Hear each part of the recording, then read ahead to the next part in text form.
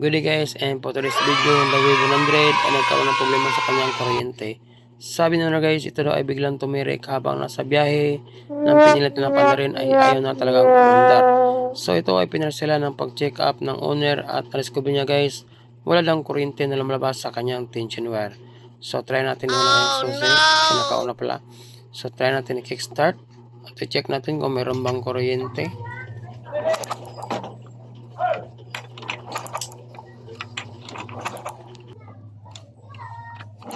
Gasan nyo yun.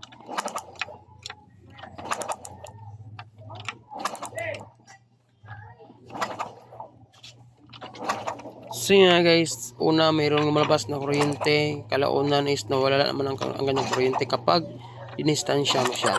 So dapat kapag kondisyon ng ating kuryente, kahit i-distansya natin ng kaunti ay malakas ang kuryente na lumalabas sa kanyang tension wire kapag dinikit natin sa kanyang ground. So naunang observe natin guys, meron siya lumabas, kalaunan wala talaga. So ibig sabihin may problema talaga sa kanyang kuryente kung bakit nawala-wala at bumabalik-balik ang kanyang kuryente. Ngayon, punta tayo sa kanyang CDI para ma-check natin kung anong problema sa kanyang kuryente guys. So dito sa CDI, dito natin malalaman kung ano problema meron siya. Dalawa lang iti-test natin, ang kanyang pickup coil o pulser o ang kanyang source coil o primary coil. So kapag mayroong problema ang kuryente o resistance ng dalawang yan, may possible na mawala-wala talaga ang kuryente ng ating CDI guys. Kapag okay naman, try natin magpalit ng bagong CDI. Baka CDI lang ang problema.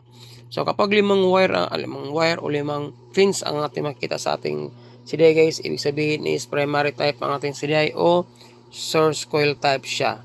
Hindi siya battery operated. Nangahulugan na ang supply nang galing mismo sa kanyang source coil o primary coil at nakarekta sa kanyang magneto ang kanyang supply guys. Doon siya kumukuha sa kanyang stator.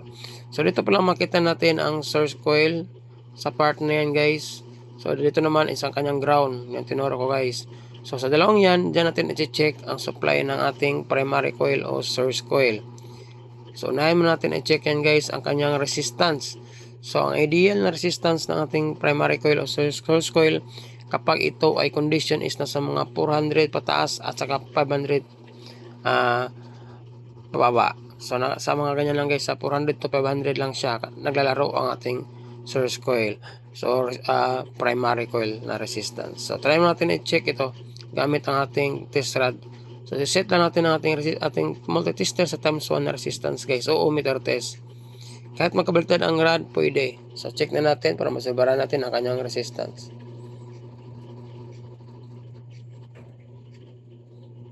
So yan guys, lagay mo natin ating multi-tester dito kasi medyo hindi siya mapakali.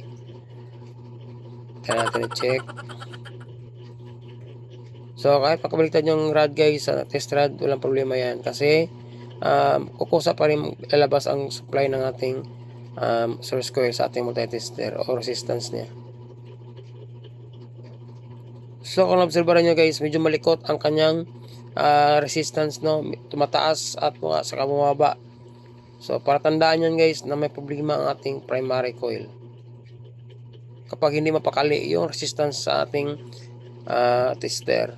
So kapag bumaba yan ng 300, tumataas ng 600 at talo na umabot pa ng mga 900 o 1000, matik guys, may problema ang ating primary coil. Kasi kapag condition yan nasa mga 400 lang yan o 500 nag-steady, intindi yan, gumagalaw.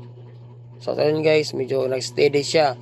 Sa part na yan is meron ng kuryente na lumalabas sa ating tension wire. Pero kapag umabot siya ng 100 na naka-steady ang motor, may tendency na wala naman ang kuryente. So next guys, next naman test natin ang kanyang pulser. Sa pulser naman ang ideal na resistance ay nasa mga 120, 115 lang siya. Dapat hindi na siya bumaba. So dito natin i-check sa ibabaw na bahagi guys ang ating pulser at sa ilalim naman ang ground. So kahit pagkabalik natin test rod, walang problema, may kusa pa rin lumalabas na resistance sa ating tester. So kapag nalito kayo guys, ang i-check nyong wire is yung blue yellow na wire sa socket at saka yung green. Makita kayo dyan guys sa ibabaw, blue yellow. So yan. Ang sa gitna naman is yung black white, huwag yung galawin, at saka yung black yellow. So dito tayo focus sa blue yellow at saka sa green.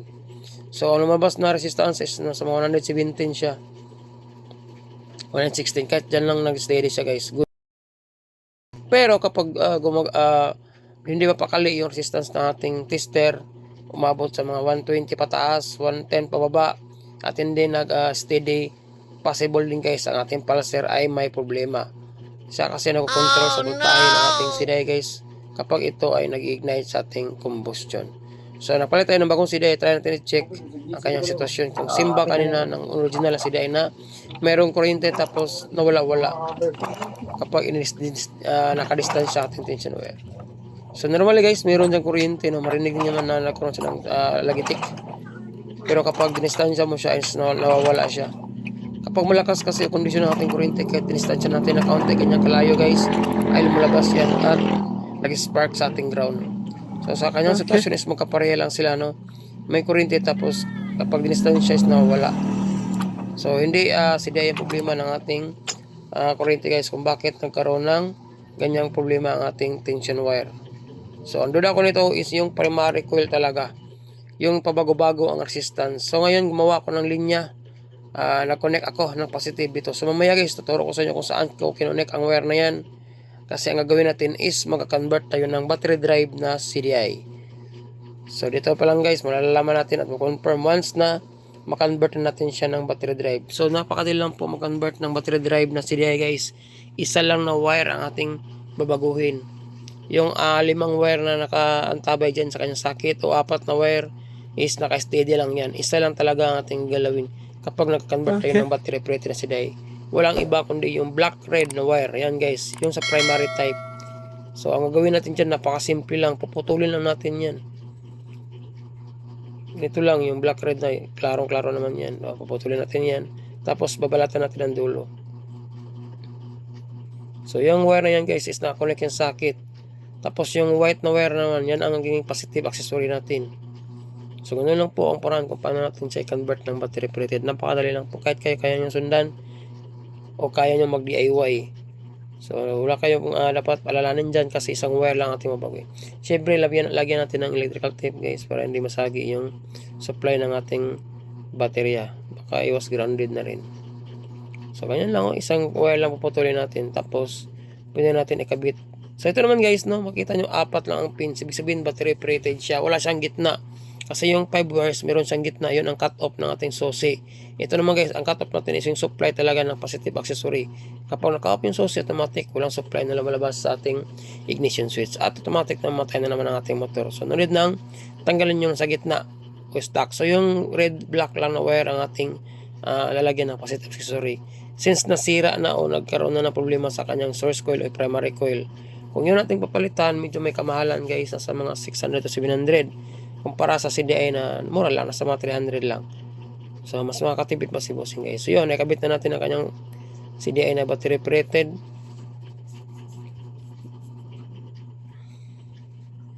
Tapos, i-check na natin ang kuryente guys para makumpara na natin kung gaano kalakas ang kuryente gawa ng battery drive na CDI. So, kahit i-distansya nyo ang tension wire, lalabas talaga yan. So, check nyo.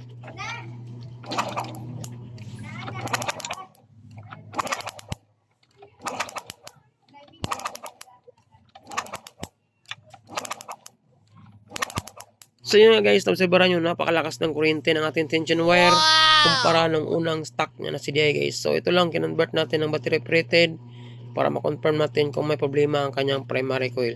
Since nagkaroon ng malakas na lagitik ng kuryente, nangulugan na source coil talaga ang problema. So for the meantime guys, convert po natin siya ng battery drive at dito tayo kumukuha ng supply, yung black na wire. So wag yung yellow na wire kaysa yung black kasi yan po ang positive output accessory ng ating susian. Tapos meron kayong makitang kulay red ito sa ilalim. So yan po ang kanyang input accessory. So yan, wag kayong kumuha dyan kasi lagi naka-supply yung CDI natin. Dito kayo sa output na kulay black. So yan, na-convert na natin siya ng battery drive guys. At nakita nyo naman kahit i-distansya natin yung tension wire, napakalakas ng output ng kanyang kuryente kumpara ng una na stock na series, napakaya na tapos medyo nawala-wala pa kapag distansya natin.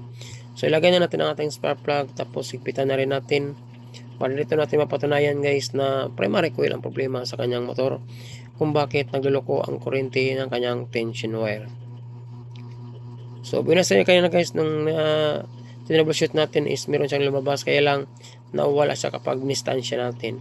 Nangulugan na may problema na talaga ang kanyang stator coil o primary coil. So lagay natin ang ating spark plug cap para papaandar natin, para try na natin kung gagana ba ang ating tinrabaho o kinonvert na battery drive sa kanyang motor.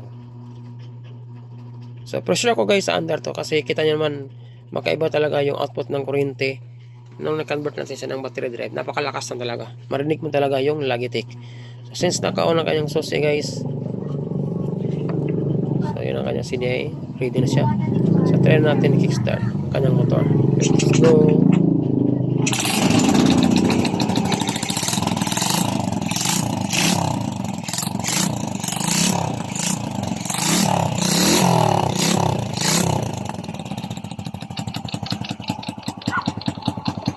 So yun nga guys, umandar na ating motor natin trabaho.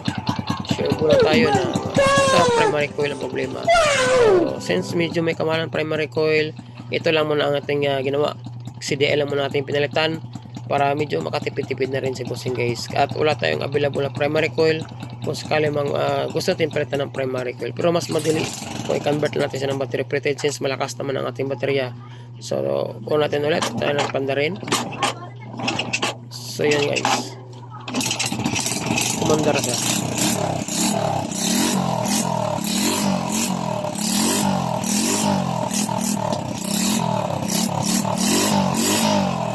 So yun lang guys, no, kapag yung motor ay under 100 tapos ganito ang mangyayari, nagluloko yung primary coil o source coil. So kung malakas ang yung baterya o kondisyon, i-convert nyo na lang ng battery operated na CDI para makatipid-tipid kayo at syempre malakas ang kuryente ng ating teacher. Maraming salamat at syempre see you sa aking next video. Ride safe, God bless, ayos.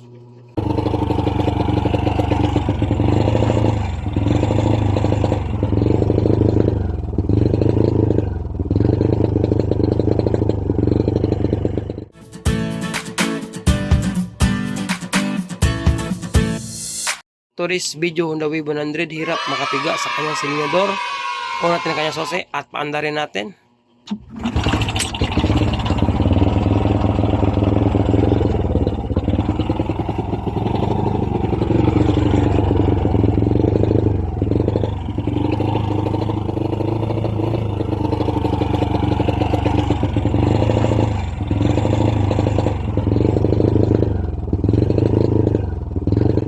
Yun know, kahit anong full throttle natin guys, no, hirap talaga makabuelo ang pwersa ng kanyang makina. So ibig sabihin guys, may problema ang kanyang motor. So unahin muna natin i-check ang kanyang CDI. Kung stop pa ba ito o ito ay na-convert na ng battery operated. Tayo po ay home service.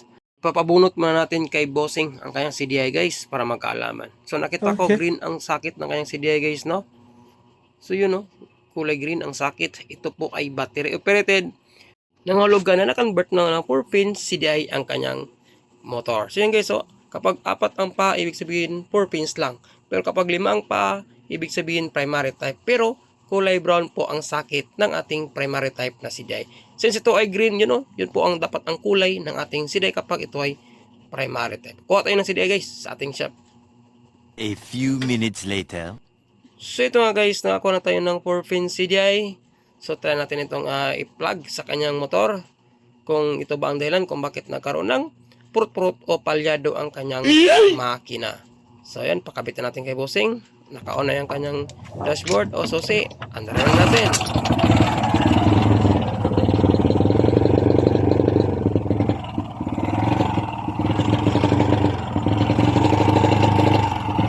So yun guys, wala pa rin pagbabago, no? Palyado pa rin ang motor ni bossing. Hirap pa rin makabuelo, no? So, ang gawin natin, tanggalin natin ang kanyang pairings, baklasin natin ang kanyang air cleaner, at siyempre, tanggalin din natin ang kanyang karburador. Since ito ay bagong palit daw ni bossing ang kanyang spark plug, so try mo natin sa karburador, guys. Silipin mo natin, baka napasukan ng tubig, o baka may problema ang kanyang mga G-tings, no? So, ito na, simulan natin baklasin ang kanyang karburador, guys.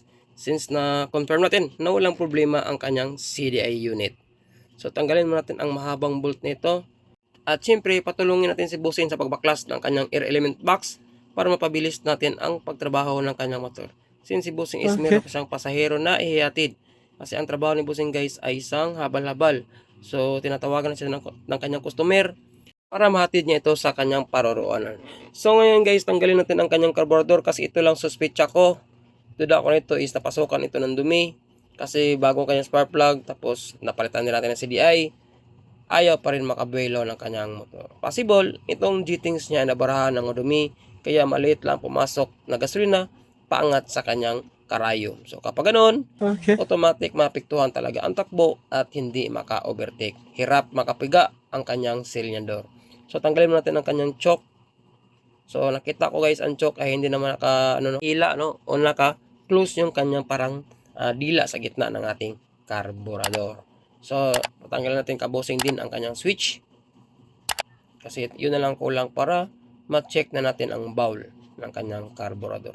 Kapag yung motor ay naka-experience ng ganitong scenario guys, lalo na sa mga Honda W100, kahit anong klase mga motor na carburetor type, kapag nag-try kayo magpalit ng CDI tapos ganun pa rin, wala pa rin pagbabago, tapos nagpalit na yung kanyang spark plug cap, wala pa rin pagbabago, nag-try na din kayo ng ignition coil. So ngayon i-check nyo po ang inyong carburetor, i-check nyo ang kanyang G-Things, yung sa gitna at saka yung maliit. Tapos i-check nyo rin ang bowl kung meron bang kasamang tubig na nakapasok. Kasi kapag yung tubig guys is mabigat yun ang kanyang density, no? So kapag pumasok yan nanggaling sa tangke, hindi yan nasusunog ng ating, o hindi yan binabacuum ng ating intake. So nasa ibaba lang yan na bahagi ng ating bowl. So, kapag maraming tubig pumasok, maliit na lang ang chance ng gasolina na makukuha ng ating karayom. So pag ganon, ang ating motor ay apektado ang kanyang andar at hindi makabuelo. So, ibang senaryo doon ay hindi andar ang ating motor at titirik sa daraanan. Kapag maliit na lang ang level ng gasolina kasi yung tubig ang mas maraming pundo sa bowl. So, check mo natin guys na para ma-confirm natin kung totoo ang ating hala na nandito sa carburetor ang problema sa motor ni Bossing kung bakit siya hirap makapiga ng kanyang silinyador at hirap makatakbo ang kanyang motor. So, nangyari ito nung time na mahinatid siyang pasahero, pag uwi niya doon, na-experience niya na hirap na daw makatakbo ang kanyang motor. So, check natin. Check natin ang kanyang bowl guys. Medyo may kadiliman ng kaunti kasi against the light ang ating camera at hindi na-open ng ating ilaw ng ating camera. So, dito tayo guys, sa liwanag. Try natin silipin. Open natin ang ilaw ng ating camera. So, yun, meron nakita ang mga brown guys, no? Yun, no? Para siyang oil na nagkaroon ng lapot. Yun, no? Klaro-klaro guys. Yan mga kulay brown na yan, indication na yan na may chance na marumi ang tangke ni Bossing. Suggest ko kay Bossing na since nakita natin na mayroong mga brown sa ating bowl ng ating carburetor, possible na marami pa dyan sa kanyang tangke. Mas maigi kapag ma-under ito na maganda at mabalik ang pwersa is kailangan din natin linisin ang kanyang tangke guys. Kasi hindi yan lang nandyan lang sa bowl na yan ang pundo. Maaring marami ding mga kalawang sa loob ng kanyang tangke, no? Kapag hindi natin yung nilinis ang kanyang buong tangke, maaaring mangyayari na naman ang problema sa motor ni Bossing na maka-experience si Bossing ng ganitong senaryo sa ating daan. For the meantime, kailangan mo natin silipin ang needle niya, yung jet niya sa gitna. Kailangan natin may butas yan, ihipan natin yan since wala tayong compressor kasi nag-home service tayo. So dapat yan malinis guys at walang nakabara sa butas na yan. Pag once nabarahan nyo ng putik or dumi o makalawang, mahirapan ang ating gasolina makaangat sa ating piston. So itong jet din na maliit na sa katabi niya, kailangan na may butas yan. Yung dalawang yan, pati na yung dalawang tanggal natin na jet, dapat may butas din yon. So nalinis na natin guys, no? Medyo hindi ko na napakita sa inyo kasi nga nag-home service tayo at magmadali. Ay importante paanda natin sa motor at balik at sigla na kanyang makina. So paanda na sa guys at pakinggan nyo.